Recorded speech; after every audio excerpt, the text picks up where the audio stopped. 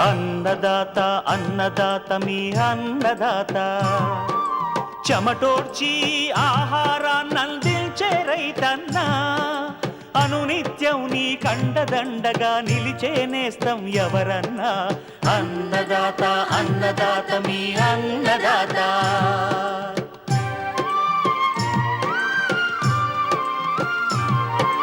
నూతన రీతుల సాగుబడికి, నూరింతలు పెరిగే దిగుబడికి సూచనలిచ్చే సస్య రక్షణకు, పశు పోషణకి శాస్త్ర విజ్ఞానం అందించి ముందుకు నడిపే తెలుగు రైతు భారతదేశానికి మకుటం అయ్యేలా తీర్చిదిద్దే ఆశయంతో మిమ్ము మేలు కొలిపేది అన్నదాత.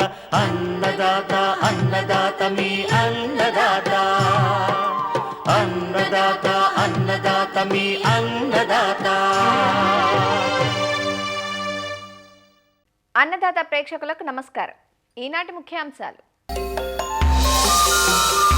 వివిధ పంటల్లో పొగాకు లద్దె పురుగు నష్టం, సమగ్ర సస్యరక్షణ చర్యలు. పూత పిందె దశలోని మామిడి తోటల్లో చీడపీడలు నివారణ. పశువుల్లో ఎద లక్షణాలు నిర్ధారణ.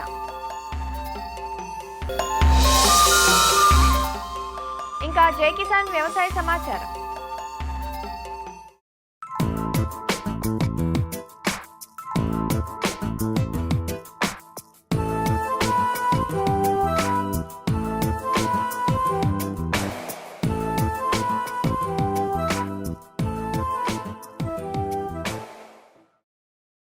మండు టెండల్లో మధుర రుచిని పంచే మామిడి తోటలు ప్రస్తుతం తెలంగాణ, ఆంధ్ర రాష్ట్రాలలో పూత, పిందె, కాయ పెరిగే దశల్లో ఉన్నాయి.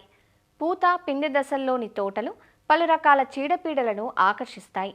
ముఖ్యంగా తేనె మంచు, తామర పురుగులు, కాయతొలుచు పురుగులు, పిండి నల్లి, టెంక పురుగులతో పాటు పండు ఈగ, అలాగే తెగుళ్లలో బూడిద, పక్షికన్ను తెగుళ్లు మామిడిని వివిధ దశల్లో ఆశిస్తాయి.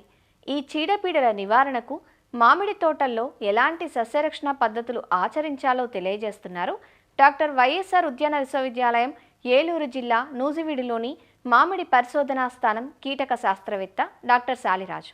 మామిడిలో కొన్ని రకాల గొంగలి పురుగులు, మనకు ఈ యొక్క ఫ్రూట్ బోరర్ అంటారు, కాయ తొలుచు పురుగు కూడా ఆశించి నష్టం కలుగజేస్తూ ఉంటుంది. మనకు కాయ ఏర్పడిన దశ నుంచి, మనకు గోలికాయ సైజు నుంచి కూడా కావలసినటువంటి సమగ్ర చర్యలు చేపట్టాలి. హెక్టార్కు ఒకటి చొప్పున లైట్ ట్రాప్ పెట్టుకోవటం, అది 160 వాట్స్ బల్బును మనం పెట్టుకున్నట్లయితే ఈ తల్లి రెక్కల పురుగును మనము నివారించుకోవచ్చు. లైట్ ట్రాప్స్తో పాటుగా మనము కంపల్సరీగా ఈ యొక్క సాయంకాలం పూటల్లో తోటలో ఎండు మంటలు అనేవి కూడా ఏర్పాటు చేసుకుంటే ఈ రెక్కల పురుగుని మనం నివారించుకోవచ్చు. కాయతొలుచు పురుగు నివారణ కూడా మనకు పూత దశ నుంచే కంపల్సరీగా వేప సంబంధిత మందులు 5% వేప గింజల కషాయం కానీ, లేకపోతే అజాడిరెక్టిన్ 3000 ppm అయితే 3 ml పూత దశ నుంచి ఒక 2-3 నెలల వరకు మనం పిచికారీ చేసుకున్నట్లయితే కాయతొలుచు పురుగును నివారించుకోవచ్చు.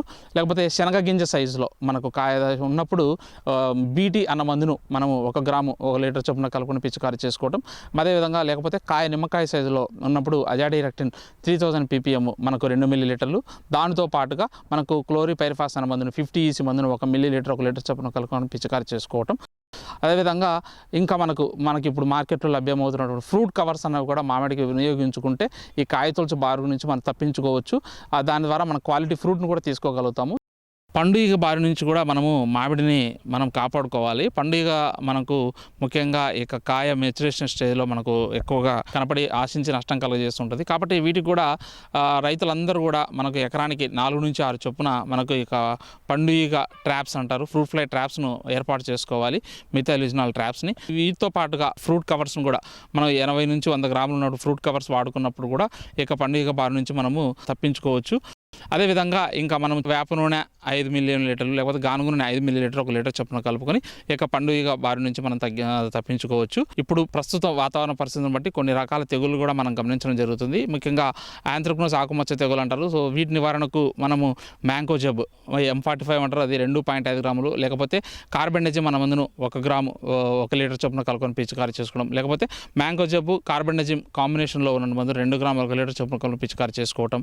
ప్రస్తుతం ఉన్నటువంటి ఉన్నటువంటి అధిక మంచు ప్రభావము అంటే పగటిపూట అధిక ఉష్ణోగ్రతలు, రాత్రి చాలా లో టెంపరేచర్స్ వల్ల కూడా మనకు ఈ యొక్క పౌడరీ మెల్యూ డిసీజ్ కూడా మనకు బూడిద తెగులు అనేది కూడా రావడం గమనిస్తూ ఉన్నాము. సో వాటి నివారణకు మనకు ఎగ్జాకోనజోల్ అన్న మందును 2 మిల్లీలీటర్లు, లేకపోతే ప్రొపికోనజోల్ అన్న మందును 1 మిల్లీలీటరు, లేకపోతే డైఫెన్ కనోజోల్ అన్న మందును మనకు 2 మిల్లీలీటర్లు మనకు లీటర్ చొప్పున కలుపుకొని పిచికారి చేసుకున్నట్లయితే మనము మామిడిలో ప్రస్తుతం ఉన్నటువంటి ఈ యొక్క తెగులను కూడా సమర్థవంతంగా నివారించుకోవచ్చు.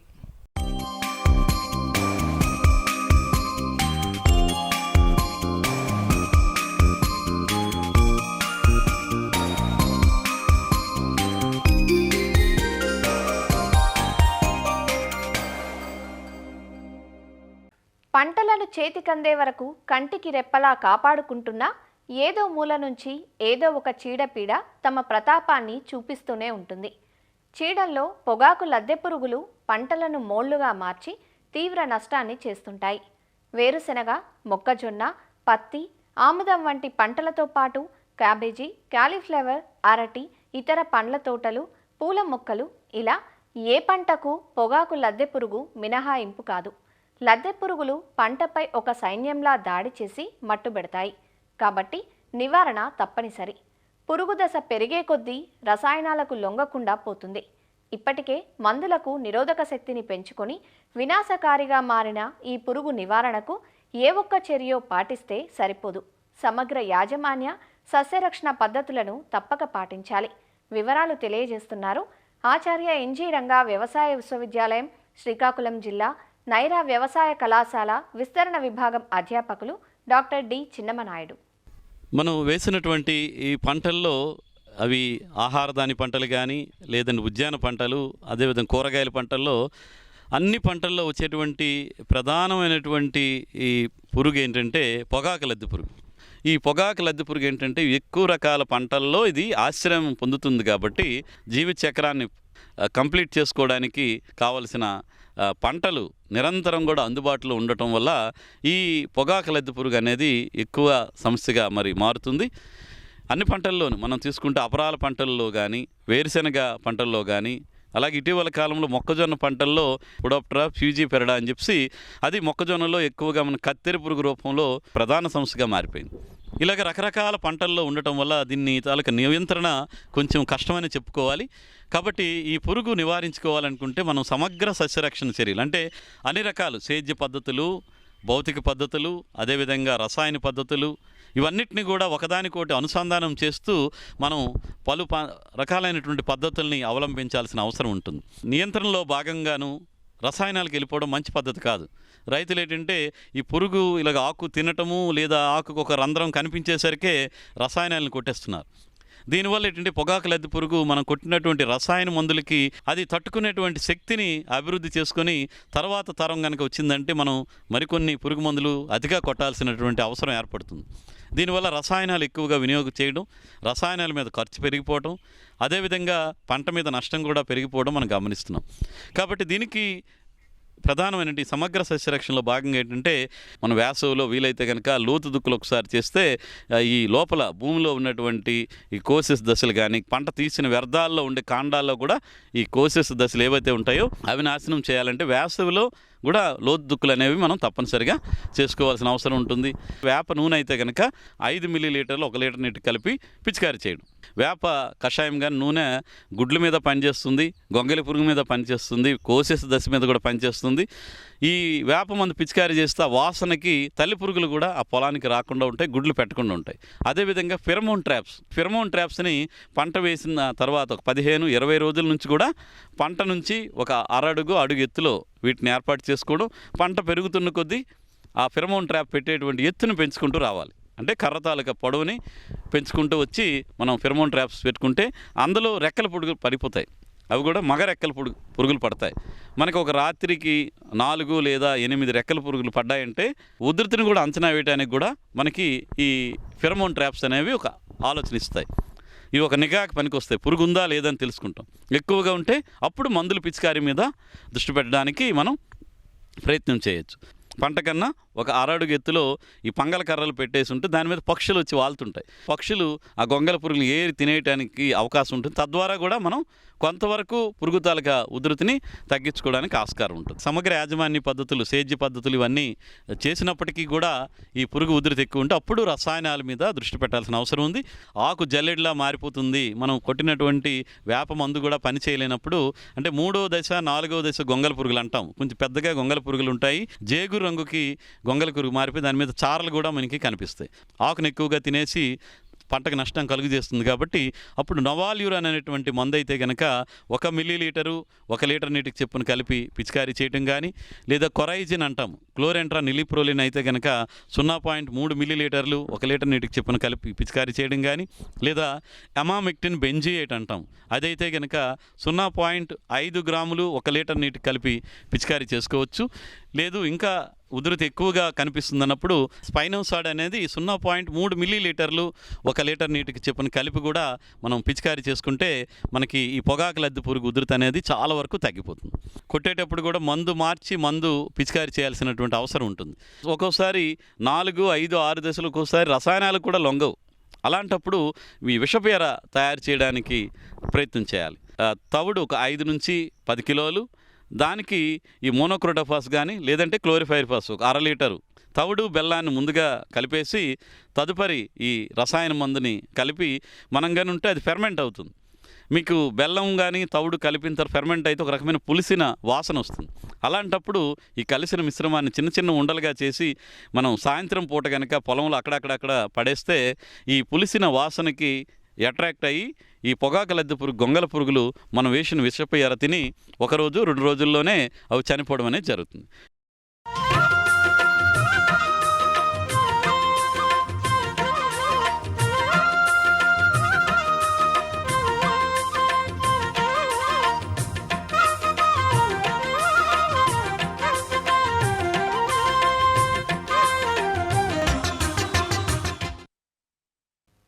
సాలుకు ఒక దూడ సంవత్సరం పొడవునా పాలు. పాడి పరిశ్రమ 10 కాలాల పాటు కొనసాగాలంటే పశుపోషకులు గుర్తుంచుకోవాల్సిన ప్రథమ అంశం ఇది. సాధారణంగా పశువు 1.5-2 ఏళ్ల వయసుకు ఎదకొచ్చి సకాలంలో చూడి కట్టాలి. తర్వాత ప్రతి సంవత్సరం ఈనాలి. ఒక 10 సంవత్సరాల కాలంలో 7 నుంచి 8 దూడలనివ్వాలి. అలా ఇవ్వలేదంటే మందవృద్ధి మందగించినట్లే, విలువైన కాలం వృధా అవుతుంది. ఇది రైతులను నష్టాల్లోకి నెట్టివేస్తుంది. అలా జరగకుండా ఉండాలన్నా, పాడి పరిశ్రమ 3 ఆవులు 6 దూడలతో కలకలలాడాలన్నా పశువుల్లో ఎద లక్షణాలను సకాలంలో గుర్తించడంతో పాటు కృత్రిమ గర్భధారణ చేయించాల్సి ఉంటుంది. వివరాలు నెల్లూరు జిల్లా పశుసంవర్ధక శాఖ డిప్యూటీ డైరెక్టర్ డాక్టర్ సోమయ్య నుంచి తెలుసుకుందాం. పశువుల యొక్క ఎద లక్షణాలని రైతులు సక్రమంగా గుర్తించడము చాలా అవసరము. అలా గుర్తించిన పక్షంలో రైతు ఒక ఎద పశువు కానీ మిస్ అయితే 10,000 రూపాయల నష్టం జరిగే అవకాశం ఉంటుంది. కావున ఎద లక్షణాలు తెలుసుకుని రైతులు సక్రమంగా ఎద లక్షణాలు గుర్తించిన తరువాత పశువుకి మేలైన జాతి పశువుల యొక్క కృత్రిమ గర్భధారణ చేయించడం ద్వారా లాభదాయకం పొందడానికి అవకాశం ఉంటుంది. పశువు ఈనిన తర్వాత 45 రోజుల నుంచి ఎద లక్షణాలు కనిపించే అవకాశం ఉంటుంది. 45 రోజుల నుంచి 90 రోజుల మధ్య పశువు ఎద లక్షణాలను కానీ గుర్తించి ఆ కృత్రిమ గర్భధారణ చేయిస్తే ప్రతి సంవత్సరము ఒక ఏడాదికి ఒక దూడ కలిగేదానికి రైతుకి అవకాశం ఉంటుంది. ఏడాదికి ఒక దూడ పొందితే ఎక్కువ పాడి పరిశ్రమ లాభదాయకంగా ఉంటుంది. పశువులు యొక్క ఎద లక్షణాల్లో పశువులు తీగేస్తాయి. గేదె జాతుల్లోనైతే మోగ ఎద ఉంటుంది. ఒక పశువు మీద ఇంకొక పశువు ఎక్కుతుంది.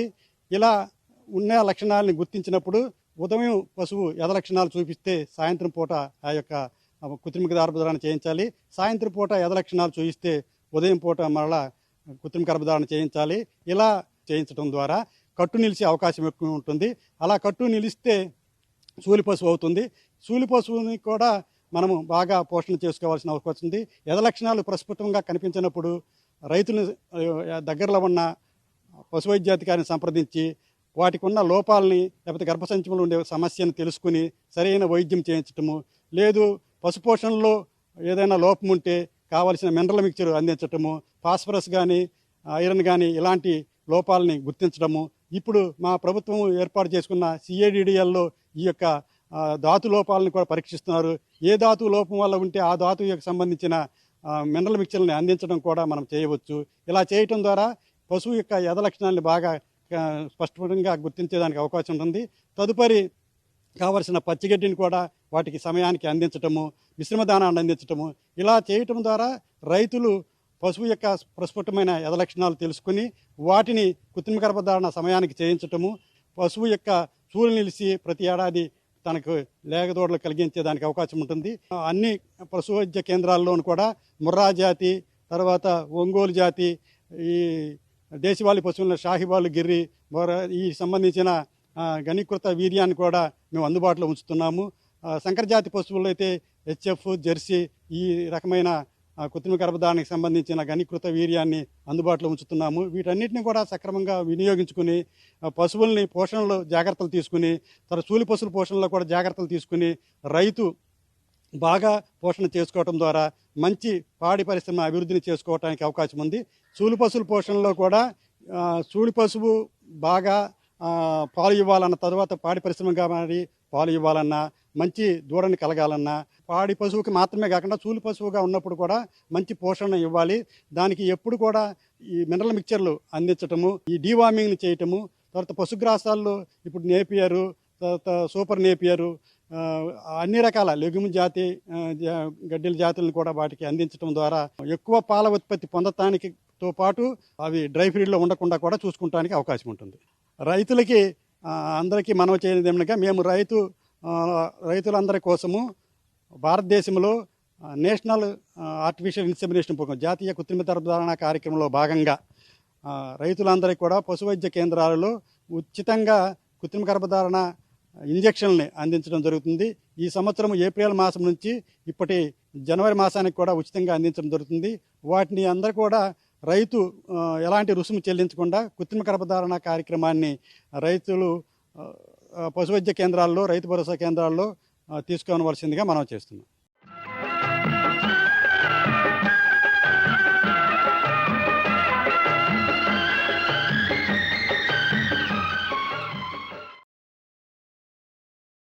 అన్నదాత టోల్ ఫ్రీ నెంబర్ ద్వారా పంటల సాగులో రైతులు లేవనెత్తే సందేహాలకు దృశ్య రూపం మీకోసం. కొత్తిమీర సాగు విధానం తెలియచేయండి అంటూ అడుగుతున్నారు మంచిర్యాల జిల్లా చెన్నూరు నుంచి రవికుమార్. మన రాష్ట్రంలో పండించే సుగంధ ద్రవ్య పంటల్లో కొత్తిమీర ముఖ్యమైనది. ఈ మన రాష్ట్రంలో రైతులు ఇది ఆకు మరియు విత్తనోత్పత్తి కోసం సాగు చేయడం జరుగుతుంది. ఇక వాతావరణం విషయం చూసినట్లయితే పొడి వాతావరణము అంటే 20 నుంచి 30 డిగ్రీల సెంటీగ్రేడ్ ఉన్న ఉష్ణోగ్రత ఉన్న వాతావరణంలో సాగు చేసుకోవడానికి అనువైన పంట. ఇంకా నేలల విషయం చూసినట్లయితే దాదాపు అన్ని నేలల్లో ఈ కొత్తిమీరని సాగు చేయవచ్చు. అలాగే ఉదజని సూచిక 6 నుంచి 8 ఉన్న నేలలు అనుకూలంగా ఉంటాయి. రకాలు చూసినట్లయితే స్వాతి, సింధు, శ్వేత, సుగుణ, సుస్థిర, అలాగే సురచి, సాధన, ఏపీహెచ్, ధనియా వంటి రకాలు ఉన్నాయి. మనము ఆకు కోసం సాగు చేసుకున్నాలనుకుంటే మనము 30 నుంచి 40 రోజులకి మనకి కోతకు వస్తుంది. అదే విత్తనోత్పత్తి కోసం అయితే స్వల్పకాలిక రకాలు 70 నుంచి 80 రోజులకి, అదే మధ్యకాలిక రకాలు 90 నుంచి 100 రోజులకి మనకు కోతకు వస్తాయి. ఇంకా మనము ఎన్ఆర్సి సీడ్ స్పైసెస్ అజ్మీర్ నుంచి విడుదల చేసిన రకాలలో మనకి అజ్మీర్ కొత్తిమీర 1, అజ్మీర్ కొత్తిమీర 2, అలాగే AGCR1 అనే రకాలు ఉన్నాయి. ఇవి కూడా మన ప్రాంతానికి అనువైన రకాలు. అలాగే IIHR బెంగళూరు నుంచి విడుదల చేసిన రకాలలో అర్కా ఈషా అనే రకం ఒకటి ఉంది. ఈ అర్కా ఈషా అనే రకము మల్టీకట్ టైప్, అంటే మనము కత్తిరింపులు తీసుకోవచ్చు. మొత్తం మొక్క అంతా అప్రూట్ చేయకుండా కత్తిరింపులు తీసుకుంటే అది మళ్ళీ మనము రిజువనేట్ అవుతుంది. మనము ఆకు కోసం విత్తుకోవాలనుకున్నప్పుడు ఎకరానికి 20 నుంచి 25 కేజీల విత్తనం అనేది పడుతుంది. ఇక విత్తుకునే ముందు విత్తనాన్ని అలిచి 2 బద్దల కింద చేసిన తర్వాత మనము విత్తాల్సి ఉంటుంది. ఇక ఈ మొలకలు అనేవి మనకి 10 నుంచి 15 రోజులు సమయం అనేది పడుతుంది మొలకెత్తడానికి. ఈ ఎరువుల యాజమాన్యంలో భాగంగా మనం ఆఖరి దుక్కులో 10 కిలోల పశువుల ఎరువుతో పాటు 20 కిలోల నత్రజని, 16 కిలోల భాస్వరము, అలాగే 16 కిలోలు పొటాషియం ఇచ్చే ఎరువులని మనము ఆఖరి దుక్కులో వేయాలి. అలాగే పైపాటుగా 6 కిలోల నత్రజని పైపాటుగా 30 రోజుల తర్వాత పంటకి అందించాల్సి ఉంటుంది. నీటి యాజమాన్యంలో భాగంగా నీటి తడులు అనేవి మనం కాలాన్ని బట్టి అలాగే నేలలో ఉన్న తేమను బట్టి మనం అందించాల్సి ఉంటుంది. కాబట్టి కీలక దశల్లో మనము అంటే విత్తనాలు మొలకెత్తే సమయము, పూత అప్పుడు, అలాగే గింజ కట్టినప్పుడు కూడా నీటి ఎద్దడి అనేది లేకుండా చూసుకోవాలి. ఇది ఆకుకూర పంట కాబట్టి స్ప్రింక్లర్ డ్రిప్ సదుపాయం ఉన్న రైతులు వీటి కింద కూడా మనము కొత్తిమీరని సాగు చేసుకోవచ్చు. అంతర్కృషిలో భాగంగా కలుపు నివారణ, ప్రీ ఎమర్జెంట్ హెర్బిసైడ్ పెండిమిథాలిన్ అనే మందు, బరువు నెలల్లో అయితే 200 లీటర్ నీటిలో 1 లీటర్ పెండిమిథాలిన్ అనే మందు, అదే తేలికపాటి నెలల్లో 1.3 లీటర్లు 200 లీటర్ల నీటిలో కలిపి పిచికారీ చేసుకోవాలి. తరువాత 30 రోజుల తరువాత కూలీల పెట్టు కానీ లేకపోతే గొర్రె సహాయంతో కానీ మనము కలుపు తీసుకోవాల్సి ఉంటుంది. అలాగే అంతర్ పంటగా వివిధ రకాల కూరగాయ పంటల్లో అలాగే పళ్ళ తోటల్లో చెట్ల కింద కూడా ఈ కొత్తిమీరని సాగు చేసుకోవచ్చు. దీనివల్ల రైతుకి అదనపు ఆదాయం కూడా లభిస్తుంది. దిగుబడి చూసినట్లయితే ఈ పంట ఆకు కోసం అయితే 30 నుంచి 40 రోజులకి కోతకు వస్తుంది. అదే విత్తనోత్పత్తికి అయితే ఈ పంట 80 నుంచి 100 రోజులు అంటే స్వల్పకాలిక మధ్యకాలిక రకాలు బట్టి మనము దిగుబడి పొందవచ్చు. ఇవి ఆకు కోసం అయితే 30 నుంచి 40 రోజుల్లో మనము పుల్లింగ్ టైప్ అయితే నేరుగా అవి తీసివేయచ్చు, లేదా multi cut type Arka Isha లాంటి రకాలలో అయితే మనము 3 నుంచి 4 సార్లు మనము కట్ చేసుకొని దిగుబడిని అనేది తీసుకోవచ్చు. విత్తనోత్పత్తి కోసం అయితే గింజలు అనేవి ముదిరు స్ట్రా కలర్ అంటే 60% మొక్కలు గోధుమ వర్ణంలోకి ఈ విత్తనాలు మారిన తర్వాత మనము ఈ మొక్కలను అనేది కట్ చేసుకుని కళ్ళెంలో ఆరబెట్టుకుని 2 నుంచి 3 రోజుల తర్వాత శుభ్రపరచుకొని పాలిథిన్ సంచుల్లో 8% మాయిశ్చర్ తేమ శాతం ఉన్నంత వరకు మనము భద్రపరచుకోవాల్సి ఉంటుంది. ఇక మనం దిగుబడి చూసినట్లయితే ఆకు కోసం సాగు చేసుకునే రైతులకి ఎకరానికి 3 నుంచి 4 టన్నుల వరకు దిగుబడి వస్తుంది.